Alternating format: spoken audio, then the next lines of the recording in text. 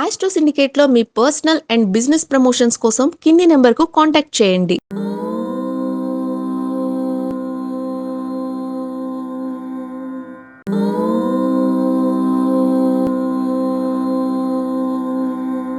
నమస్తే, నేను మీ Kiran Sharma. Welcome to our channel. Lakshmidevi అనుగ్రహం మనల్ని వరించే ఉంది. 5 రోజులలో ఒక్కరోజు అనుకుంటే మనకి నష్టంలో ముగిసింది. అంటే ఫ్రైడే ఒక్కరోజు మనకి నష్టాల్లో ఉన్నప్పటికీ కూడా షేర్ మార్కెట్ సమగ్ర వివరణ నేను చేస్తున్నటువంటి ఒక విశ్లేషణ మీ అందరితో షేర్ చేసుకుంటున్నాను. ఇదొక పరిశోధాత్మక పరిశీలన. దీన్ని మీరు ఫాలో అవ్వచ్చు, ఫాలో అవ్వకపోవచ్చు, అది మీ ఇష్టం. కానీ నేను చెప్పిన దాంట్లో దాదాపుగా 100% నేను దాదాపుగా ఇప్పటికీ 6 నెలలు చేసుకుంటున్నాం. మనం 6 నెలల్లో కనీసం 6 సంవత్సరం అనుకోండి, దాదాపుగా సంవత్సరంలో మనం కనీసం 48 వీడియోస్ అయితే చేశాం. మనం 48 వీడియోలలో నేను ఒకటి చేయలేకపోయాను, నేను ఊరికి వెళ్ళడం వల్ల. రెండవది, మనకి 6 వీడియోలలో మనం నష్టాన్ని చవి చూసాం. నేను బాగుందంటే రాజీ చెప్పడం మ్యాక్సిమం మోర్ దెన్ నేను అన్ని రకాలుగా ప్రతిసారి నేను ఒక మంచి పరిశోధనలో ఏదో కొద్ది గొప్ప బాగా చెప్పాను, 1-2 మాత్రమే బాగుండదని చెప్పాను. అలా బాగుండనే సిచ్యువేషన్ జరిగింది. సరే, తర్వాత మనకి గత వారంలో ముగింపు నిఫ్టీ వచ్చేసి 24,013 అండ్ సెన్సెక్స్ వచ్చేసి 76,803. అలా మనం చెప్పుకుంది ఎంత, 23,960 నిఫ్టీ ఉంటుందని చెప్పుకున్నాం. మనం నిఫ్టీ 23,960 ఉంటుంది అనుకున్నాం. అది అల్టిమేట్ దాటింది బ్రహ్మాండంగా. మనకి దాటి 53 పాయింట్లు మనమైతే చేరుకున్నాం. No doubt, I'm very thankful to you and happy. I'm very happy. రెండవది, సెన్సెక్స్ వచ్చేసి 75,900 చెప్పుకున్నాం. ఒకవేళ డౌన్ అయినా మ్యాక్సిమం రీచ్ అవ్వడానికి 75,640 చెప్పాం మనం. So what ever it maybe మనం 76,803కి చేరుకున్నాం. It's so happy. నాకైతే బ్రహ్మాండ హ్యాపీగా అనిపించింది. ముందుగా మనం ఈ వారంలో 22 to 26 జూన్ మధ్యలో ఏ రాశి వారికి బాగా చెప్పుకుందాం. ముందుగా మిథునం, కర్కాటకం, కన్య, ఈ 3 రాశుల వారు అందులో పెట్టుబడి పెట్టకండి, నష్టాన్ని పొందుకునే అవకాశాలు ఉన్నాయి. ఏమాత్రం మీకు లాభం లేదు. ఇక రెండవది, మనకి బ్యాంకింగ్, ఆటోమొబైల్, ఫార్మా, ఐటీ సెక్టార్ల వైపు చూస్తే యాక్సెంచర్లో చేసినటువంటి లాభాల తగ్గుదల చూపించడం వల్ల మిగతా దాంతోపాటుగా 56 నెలల కనిష్ట స్థాయికి దిగిపోయినాయి మన కంపెనీలు కొన్ని. ఏవేవి? దాదాపుగా ఈ యొక్క ఇన్ఫోసిస్ కానివ్వండి, టీసీఎస్, టెక్ మహేంద్ర, వాటికేమీ అర్థం కాలే. టెక్ మహేంద్ర మంచిగానే ఉంది, టీసీఎస్ బాగానే ఉంది, ఇన్ఫోసిస్ బాగానే ఉంది. అయినా సరే 56 వారాలు వెనక్కి వెళ్ళిపోయినాయి. అంటే ఆల్మోస్ట్గా మనకి 1 సంవత్సరం పాటు వెనక్కి వెళ్ళిపోయినటువంటి ఫలితాలు కనపడ్డాయి. సో కొద్ది గొప్ప బాగుందంటే హెచ్సిఎల్ బాగుంది కొద్దిగా. మరి ఈ వారంలో కూడా ఎలా ఉంటుందో చెప్పే ప్రయత్నం చేస్తాను. ముందుగా ఈ యొక్క ఐటీ సెక్టార్లో టెక్ మహేంద్ర మళ్ళీ లాస్ట్లోనే కనిపిస్తోంది, కంటిన్యూటీ దాని పతనం. టీసీఎస్ కూడా పతనంలోనే ఉంది, ఇన్ఫోసిస్ కూడా పతనంలోనే ఉంది. హెచ్సిఎల్ యావరేజ్కి వచ్చేసింది. Microsoft is a better good position ఉంది. క్యాప్జెమినీ అండ్ గూగుల్ షేర్స్ కూడా మీకు మంచి లాభాలు పొందుకునే అవకాశాలు ఖచ్చితంగా ఉంటున్నాయి. ఈసారి రిలయన్స్ షేర్లలో అన్నింటిలో కూడా లాభాలు పొందుకునే అవకాశం ఉంది.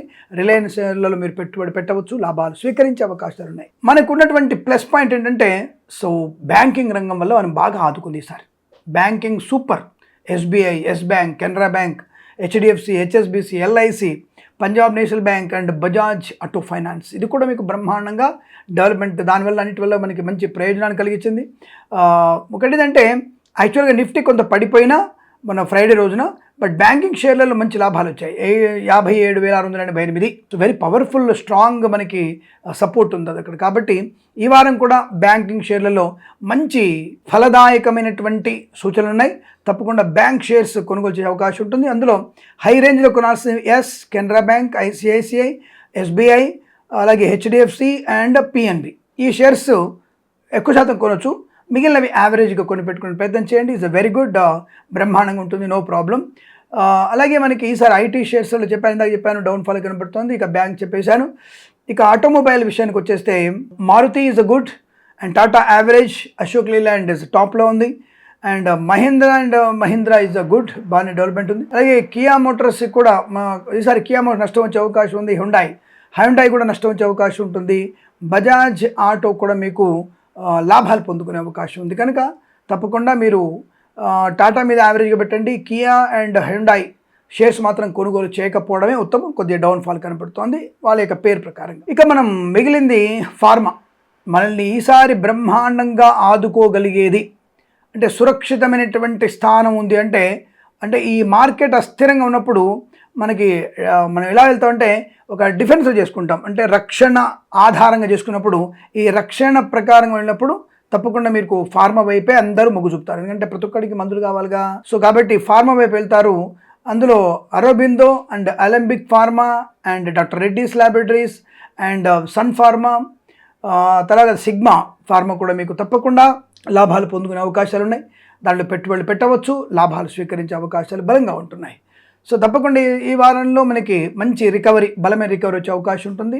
స్టార్ట్ అవడే మనకి బ్రహ్మాండం, ఎందుకంటే క్రూడ్ ఆయిల్ కూడా తగ్గిపోయి బ్రహ్మాండంగా మనకి ఈ క్రూడ్ ఆయిల్ తగ్గడమే మనకి ప్లస్ పాయింట్ అవుతూ నిత్యావసర ధరలు చాలా మటుకు దిగి వచ్చే అవకాశం. అట్ ద సేమ్ టైం మీకు ఈ యొక్క మనకి ఇన్ఫ్రాస్ట్రక్చర్ సంబంధించినటువంటి బలమైనటువంటి డెవలప్మెంట్ కనబడుతుంది. కాబట్టి తప్పకుండా మనకి అభివృద్ధి కనబడుతుంది, మంచి డెవలప్మెంట్ ఖచ్చితంగా ఉందనే విషయం చెప్పవచ్చు.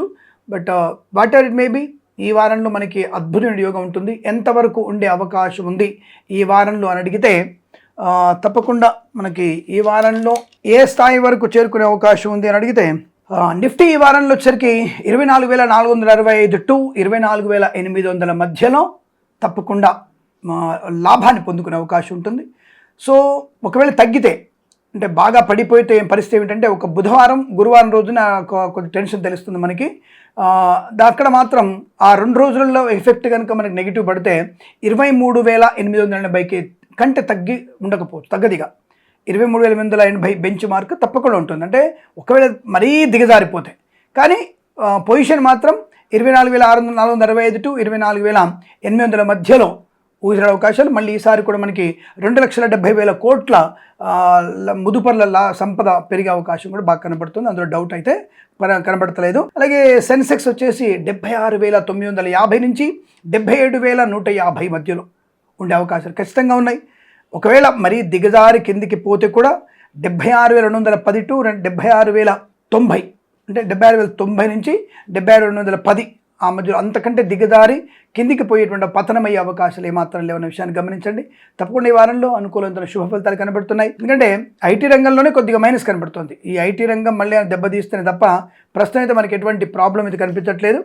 సో ఆయిల్ ధరలు తగ్గడం, మనకి ఈ యుద్ధ వాతావరణం పూర్తిగా తగ్గిపోవడం, దానివల్ల ప్రాబ్లం లేదు. ఫార్మా అండ్ డిఫెన్స్ రంగాల మార్కెట్ మంచి డెవలప్మెంట్ పొందిన అవకాశం, అలాగే ఇన్ఫ్రాస్ట్రక్చర్ కూడా లాభాలు పొందిన అవకాశం ఉంది. కాబట్టి అద్భుతంగా మీరు కంగారులో షేర్స్ అన్ని అమ్మే ప్రయత్నం చేయకండి, ఇబ్బంది పడే అవకాశం ఉంటుంది. ఏదేమైనా తప్పకుండా మన సంపద పెరగడానికి అవకాశాలు బలంగా ఉన్నాయి అని చెప్తూ, ఇలాంటి అఖండమైనటువంటి ధనప్రాప్తి పొందాలని మరొకసారి నేను మా అమ్మవారిని కోరుకుంటూ, మనందరికీ అఖండ ఐశ్వర్య ప్రాప్తి రావాలని సర్వేజన సుఖినో భవంతు. ప్రేమతో మీ కిరణ్ శర్మ.